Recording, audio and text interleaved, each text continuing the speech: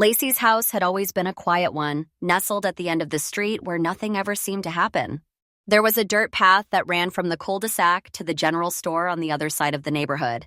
It was the kind of place where the biggest excitement came from the neighbor's dog barking or a car passing by late at night. It was the perfect place to escape to when life at home felt too heavy, and I had spent many weekends at my cousin's house over the years. But this time, I got to spend the entire summer with her, and that particular weekend, when I got there, something felt off. It started with a noise. Not the kind that demands immediate attention, not something loud or violent. Just a soft shuffle, a scuff of a shoe on pavement.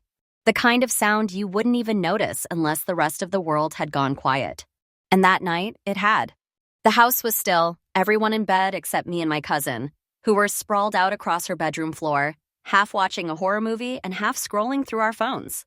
Her room was dim, lit only by the pale blue glow of the television and a tiny string of fairy lights that lined her window.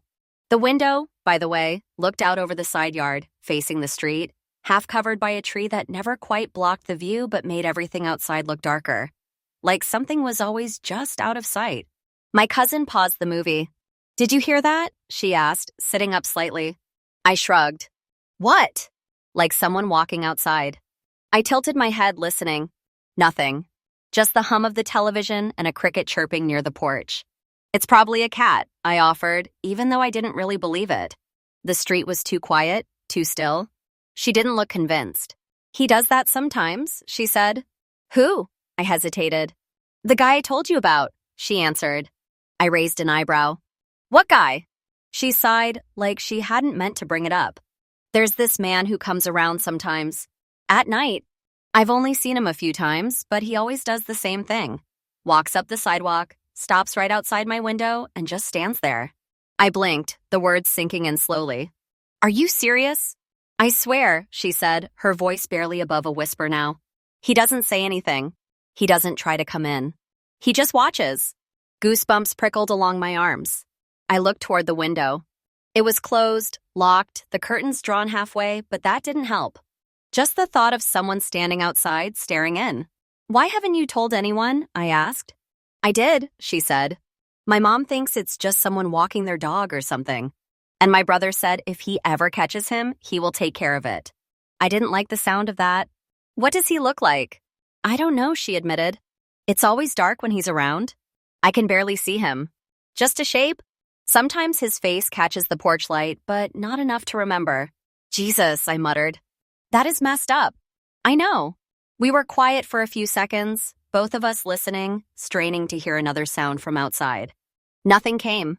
Still, my eyes kept drifting toward the window. "Has he ever, I don't know, tried the window?" I asked. She shook her head. "No. I think he just wants to watch, like that is enough for him." That made it worse somehow. The idea that someone could find satisfaction just by watching you sleep or read or sit in your room.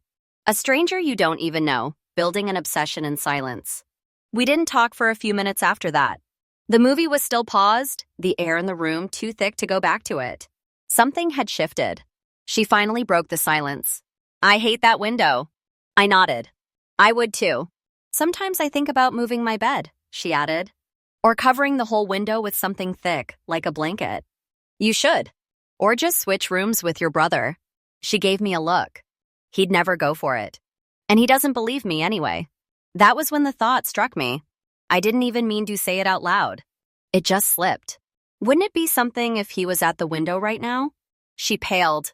"Don't say that," she said as she tried to shake the thought from her mind. I smirked, trying to laugh it off, but the joke died in my throat when I realized she wasn't playing around. Her face had gone completely still, her eyes locked on the curtain. "You are freaking me out," she said. "Sorry," I said quickly. "I was just joking." But neither of us moved. And just like that, we both turned slowly toward the window.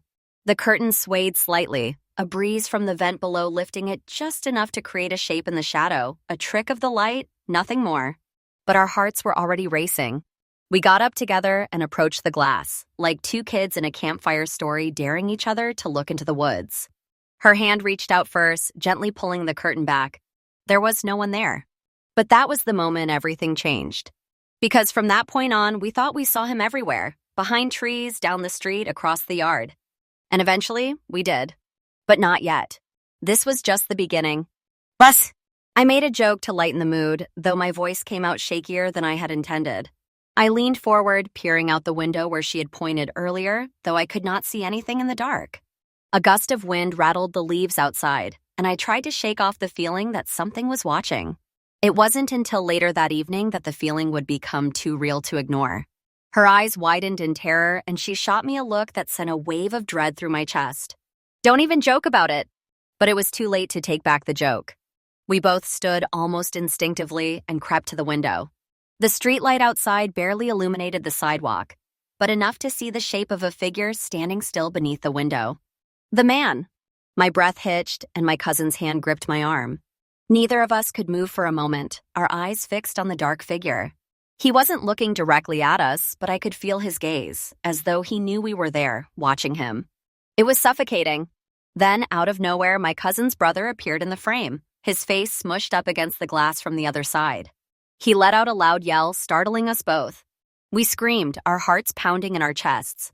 For a moment, all I could hear was the rushing sound of blood in my ears, and then the harsh, cruel laughter of her brother. He laughed at us, but I couldn't shake the way the man had made me feel. My cousin was still trembling beside me, her face pale, and I could tell she wasn't laughing.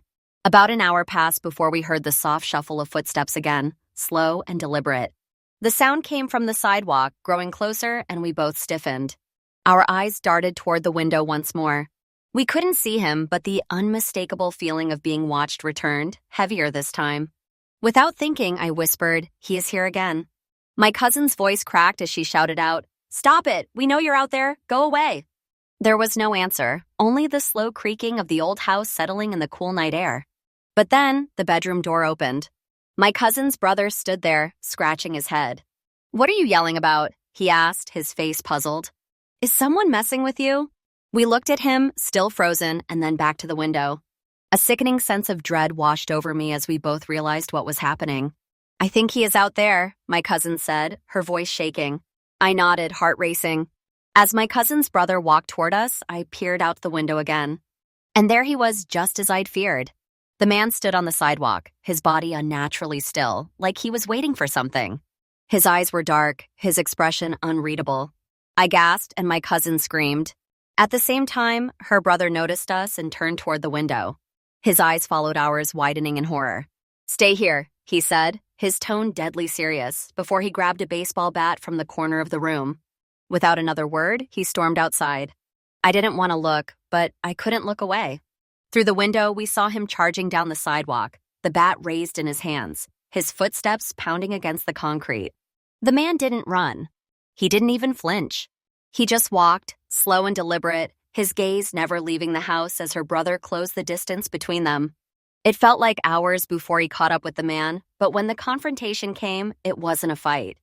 The man turned and walked away, vanishing into the shadows like he had never been there at all. For the next few nights, he didn't come right up to the window, but we could still see him, standing across the street in the darkness, staring at the house. The man never got closer than the sidewalk, but it was worse somehow, knowing he was still out there, watching. My cousin and I stopped hanging out on the back porch after that.